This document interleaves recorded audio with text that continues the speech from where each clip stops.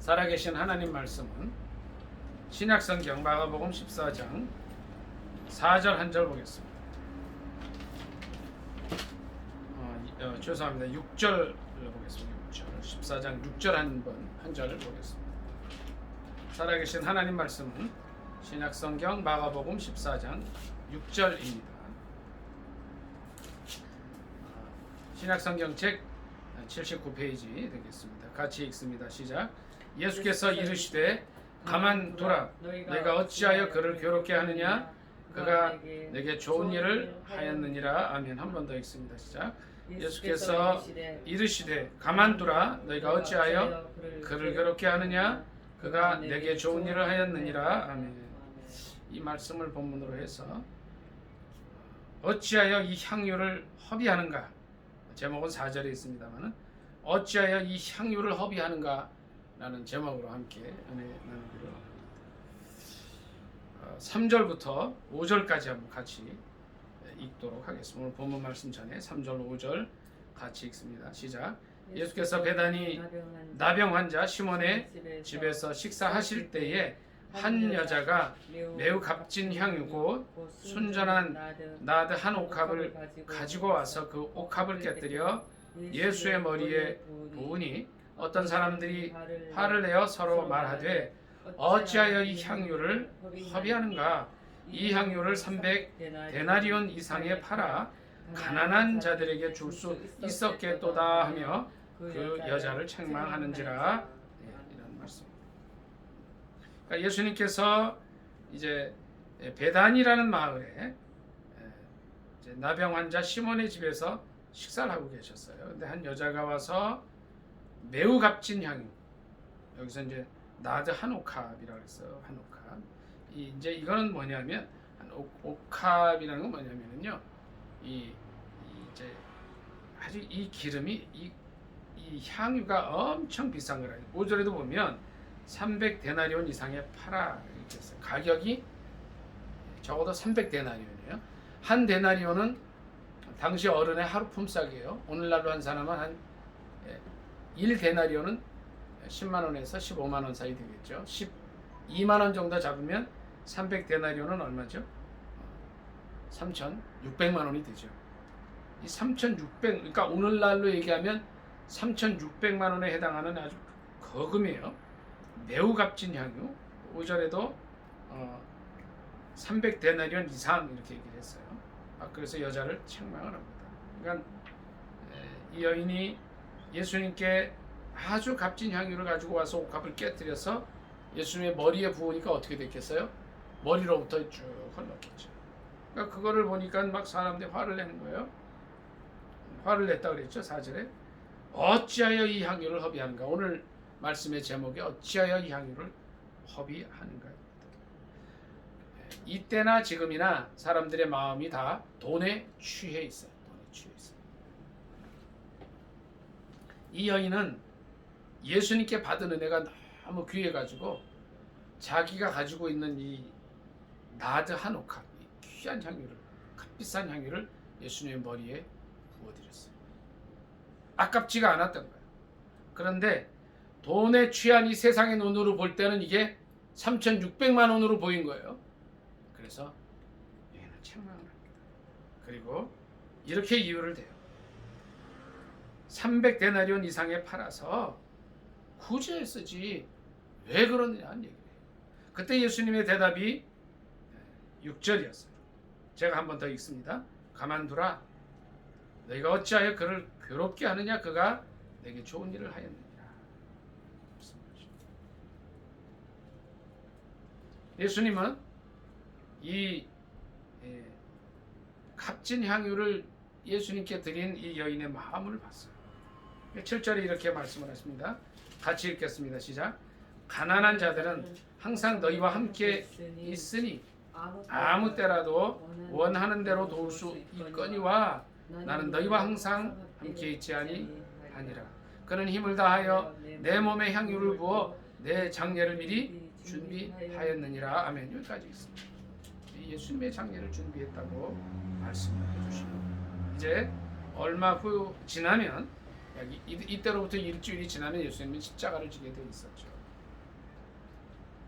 자, 우리는 여기서 이제 조금 전에도 제가 말씀을 드렸지만 이 말씀을 통해서 우리가 볼 수 있는 것은 인간의 본성은 변하지 않는다는 게 그때나 지금이나 똑같아요.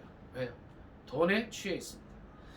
모든 사람들의 인생의 목적이 뭐냐면 돈 버는 거예요. 돈. 그러다 이제 돌아버리기도 하죠. 돈이 인생의 목적이 됩니다. 그러나 우리 예수님은 마태복음 산상수훈에 이렇게 말씀을 하셨어요. 너희가 돈과 하나님을 겸하여 섬길 수 없다. 이 한쪽을 중히 여기고 덜 여기고 하기 때문에 한쪽만 섬겨야 된다는 말씀을 하죠. 그러나 그럼에도 불구하고 예수님의 경고가 있었음에도 불구하고 많은 사람들이 이 경고를 무시하고 돈을 하나님 삼아서 맘모니즘이 성행합니다. 그래서 오늘날 많은 사람들이 돈을 사랑해요. 돈만 주면 못하는 일이 없어요. 사람을 죽이기도 합니다. 온갖 사기와 범죄가 행행하는 이유가 뭐냐면 돈을 사랑하기 때문이라 그랬어요. 그래서 디모데 후서의 사도 바울은 이런 말을 했습니다. 돈을 사랑함이 일만하게 뿌리가 된다 그랬어요. 돈이 일만하게 뿌리가 아니에요. 이거 잘 알아야 됩니다. 말씀을 잘 들어야 돼요. 돈이 나쁘다 그러지 않았어요. 돈을 사랑함이 일만하게 뿌리가 된다고 했습니다. 초대교회 또 구약시대의 많은 믿음의 선진들을 보면 믿음의 아버지들이 다 부하게 잘 살았습니다. 그러나 그들이 아주 중요한 게 있어요. 제가 보건대는 제가 말씀을 쭉 연구하면서 읽어보니까 그들은 돈을 사랑하진 않았다. 그들의 우선순위는 늘 하나님이었어요. 어떻게 하면 하나님을 잘 섬기는가 하는 거였어요. 이제 여기 붙어있는 말씀을 잠깐 보겠습니다. 제가 여기에 이 말씀을 바꾸지 않는 이유가 있습니다. 역대상 29장 12절에 보면 제가 한번 읽습니다. 부와 귀가 주께로 말미암고 또 주는 만유의 주제가 되사 손에 권세와 능력이 있사오니 모든 자를 크게 하심과 강하게 하심이 주의 손에 있나이다. 부와 귀가, 그러니까 물질과 귀함이 다 주님의 손에 있는 거예요. 그런데 사람들은 주님은 제쳐놓고 물질을 사랑하고 물질을 따라갑니다. 예수님 당시에 이 세상이나 지금이나 동일하게 물질에 취한 세상이 되어 버렸습니다. 오늘 6절 말씀을 한 번 더 읽습니다. 제가 읽을 텐데 같이 한번 6절 한 번 더 읽을게요. 6절 시작. 예수께서 이르시되 가만두라 너희가 어찌하여 그를 괴롭게 하느냐 그가 내게 좋은 일을 하였느니라. 아멘. 이 비슷한 사건이 요한복음에도 있습니다. 요한복음 12장으로 가볼게요. 요한복음 12장 1절로 8절을 같이 읽겠습니다.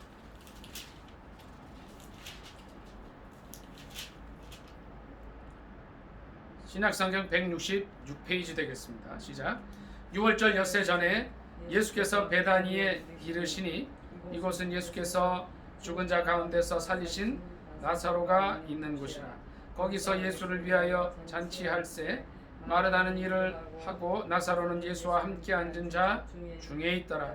마리아는 지극히 비싼 향유 곧 순전한 나드 한 근을 가져다가 예수의 발에 붓고 자기 머리털로 그의 발을 닦으니 향유 냄새가 집에 가득하더라. 제자 중 하나로서 예수를 잡아 줄 가룟 유다가 말하되 이 향유를 어찌하여 300데나리온에 팔아 가난한 자들에게 주지 아니하였느냐 하니 이렇게 말하면 가난한 자들을 생각함이 아니요 그는 도둑이라.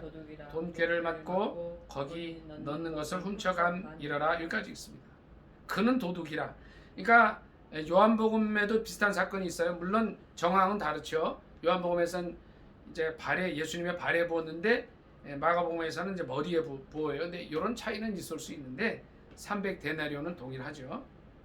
그런데 6절에 보니까 요한복음 기자는 이렇게 얘기를 해요.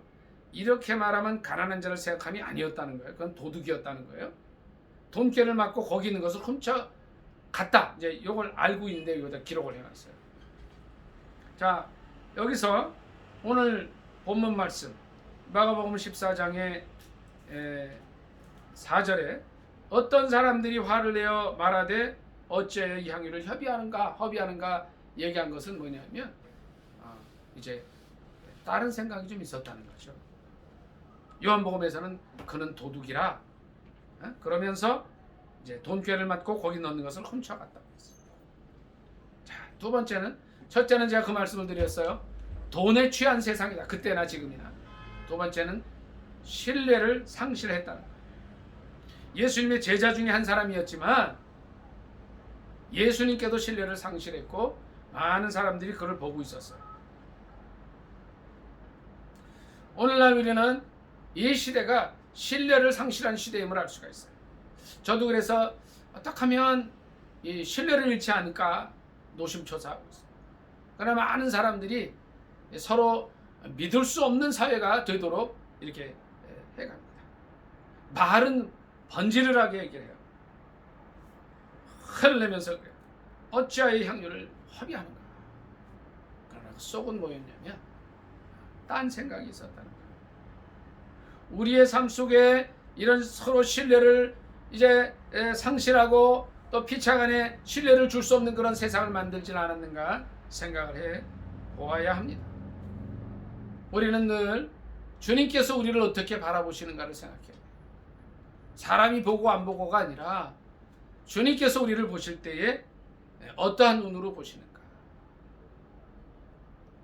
과연 주님께서 나를 믿을 수 있다고 하시는가. 우리 주님은 천지 만물을 창조하신 분이요, 역대상 29장 12절에 있는 여기 있는 붙어있는 말씀대로 모든 것이 부와 기가 주께로 말미암는다 그랬어요. 주님은 만유의 주제가 되셔요. 우리 주님의 신뢰 속에 들어갈 때 주님 우리에게 못 주실 것이 없습니다. 나 주님께서 보시기에 우리가 이 가룟 유다처럼 신뢰할 수 없는 사람은 아닌가 생각을 해봐야 됩니다. 요한복음 기자가 요한복음 12장에 그는 도둑이라고 얘기했어요. 사람이 볼 때에도 그가 뭘 하는지를 알고 있는데, 알 수 있는데 우리 주님 보시기에 우리는 어떠느냐는 겁니다. 사람 보기에 신뢰를 얻고 안 얻고가 아니라 하나님 보시기에, 주님 보시기에 신뢰를 할 수 있어야 한다는 것입니다. 세 번째, 오늘 6절을 이제 한 번 더 보면요,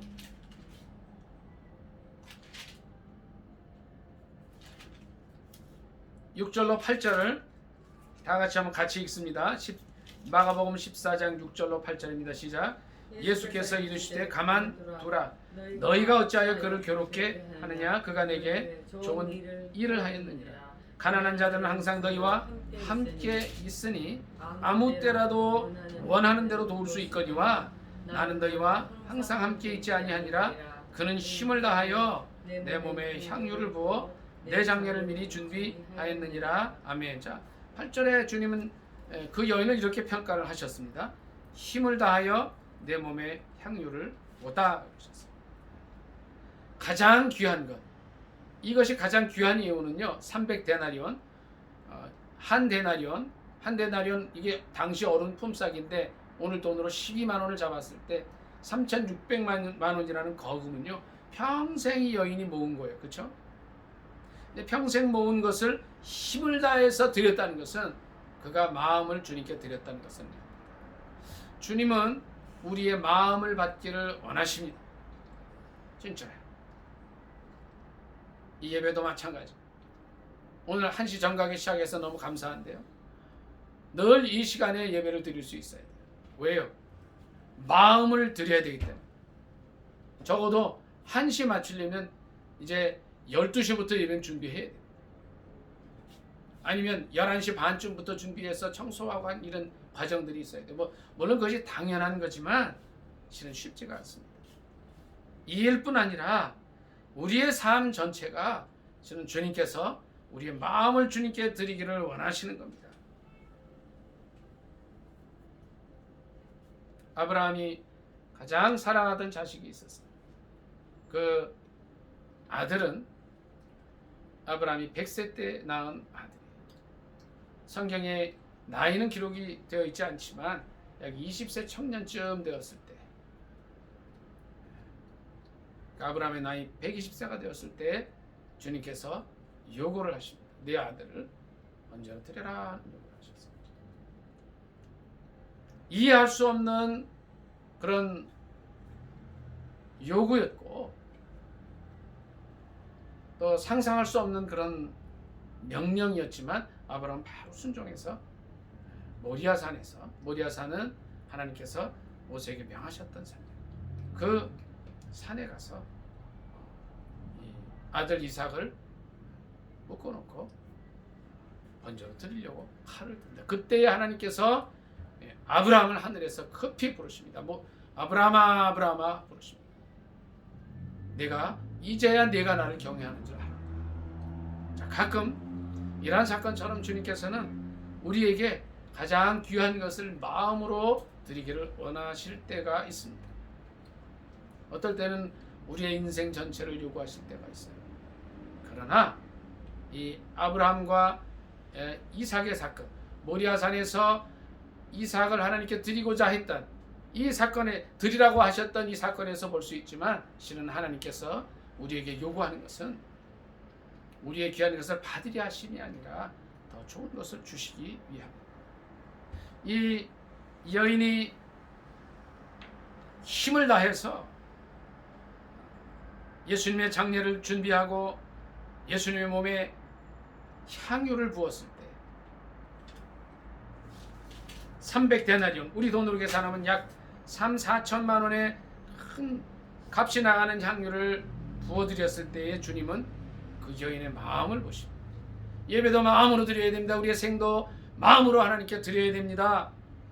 힘을 다하여 예수님의 몸에 향유를 부었을 때에 주님께서 그걸 받으신다.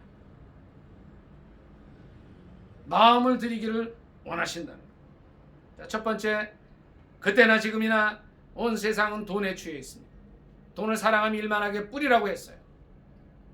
돈에 취하면 안 됩니다. 두 번째, 제가 어떤 말씀을 드렸죠? 이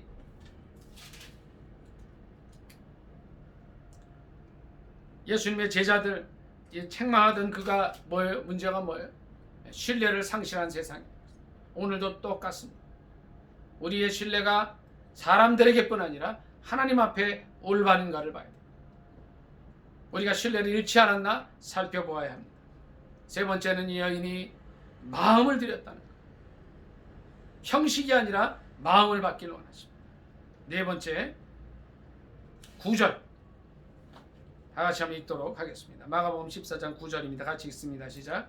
내가 진실로 너희에게 이르노니 온 천하에 어디서든지 복음이 전파되는 곳에는 이 여자가 행한 일도 말하여 그를 기억하리라 하시니라. 아멘. 예수님께서 이 여인이 마음으로 드리는 것을 받았다는 것을 9절에 말씀을 하시는데 뭐라고 말씀을 하시느냐 하면요, 온 천하에 어디서든지 복음이 전파되는 것에는 이 여자가 행한 일도 말하여 그를 기억하리라. 우리도 오늘 기억하고 있는 거예요.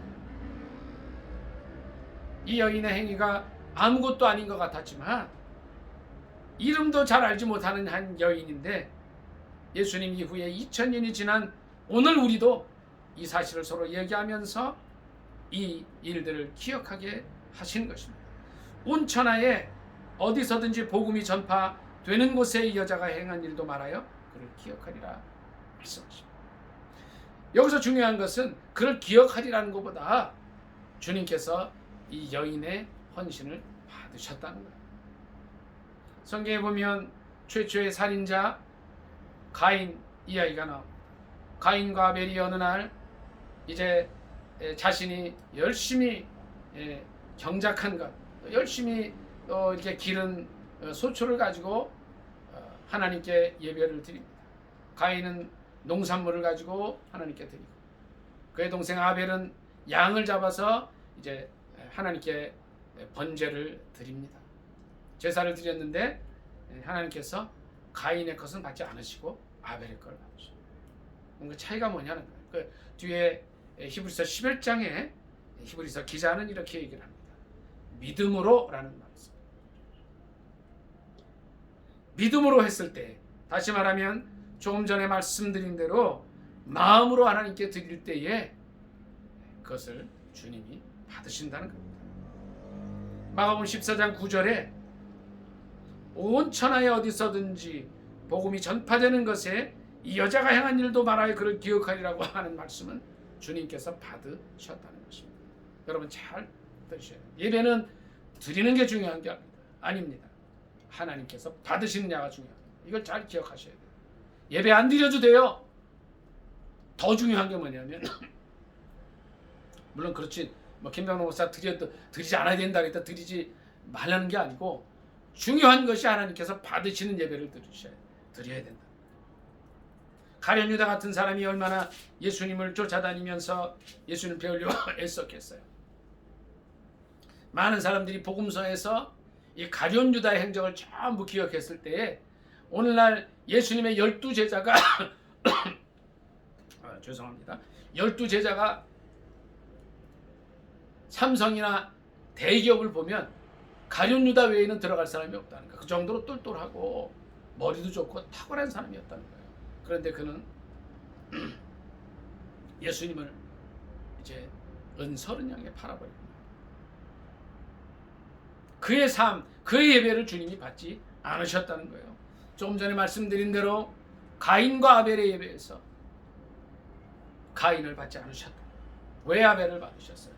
마음으로 믿음으로 드렸기 때문인 것입니다. 내가 진실로 너에게 이르노니 온 천하에 어디서든지 복음이 전파되는 곳에 이 여자가 행한 일도 말하여 그를 기억하리라. 어느 날 바리새인과 가난한 여인 두 사람이 성전에서 하나님께 예배를 드리고 헌금을 드립니다. 부자요. 이제 바리새인 여기보다 부자인데 성경에는 바리새인 얘기는 안 했어요. 부자가 금전을 이렇게 탁 떨어뜨려. 많은 사람들이 보는 앞에서 금전을 떨어뜨려. 그리고 조금 있다가 한 과부가 원래 동전 2잎을 그걸 봤을 때 예수님께서 그 두 사람을 보고 이런 말씀을 하셔요. 이 과부가 더 많은 것을 드립니다. 이건 다시 말씀을 드리면 과부의 헌신을 그 작은 물질을 받으셨다는 것을 우리가 과연 정성으로 드리든 어떻게 드리든 하나님께서 받으시는 예배를 드리는가, 하나님께서 받으시는 삶을 사는가 하는 것이 중요합니다. 오늘 말씀을 마치기를 원합니다. 오늘 제목 어찌하여 이 향유를 허비하는가라는 말씀을 통해서 우리는 4가지를 생각해 봤는데, 첫째는 예수님 당시나 오늘이나 동일하게 돈에 취한, 물질에 취한 세상을, 그러나 부와 귀는 주께로 말미암는다는 이 말씀을 기억해야 할 것입니다. 돈을 사랑함이 일만하게 뿌리가 된다고 성경은 선언하고 있습니다. 두 번째, 신뢰를 상실한 세상. 사람 앞에도 신뢰를 지켜야 하겠지만 하나님 앞에 신뢰할 수 있는 사람이 되어야 합니다. 마음을 드린 이 여인의 작은 헌신을 주님 받으셨습니다. 가인과 아벨의 제사 가운데 우리는 과연 오늘 어떠한 예배와 헌신을 주님 앞에 드리고 있습니다. 과연 아브라함이 모리아산에서 하나님의 명령대로 그 귀한 아들, 눈에 넣어도 안 아플 아들을 드리고자 했을 때에 과연 하나님께서 그 아들 이삭을 받으려고 한 것입니까? 아니면 더 많은 것을 그에게 주고자 하십니까? 기억할 수 있는 저와 여러분이 되시기를 바랍니다. 오늘 마가복음 14장 9절을 다 같이 읽고 말씀을 마치도록 하겠습니다. 14장 9절 같이 읽습니다. 시작. 내가 진실로 너희에게 이르노니 온 천하에 어디서든지 복음이 전파되는 곳에는 이 여자가 행한 일도 말하여 그를 기억하리라 하시니라. 아멘. 오늘 말씀 생각하면서 기도하겠습니다. 우리의 삶이 어떠한 삶이 되어야 할지, 과연 이 여인처럼 부족하고 연약해 보이지만 자신의 삶, 자신의 있는 모든 것을 주님께 드린 그런 삶을, 마음으로 드린 삶을 살 것인가, 아니면 세상 중심의 삶을 살 것인가를 생각하면서 주일 참 기도하겠습니다. 주여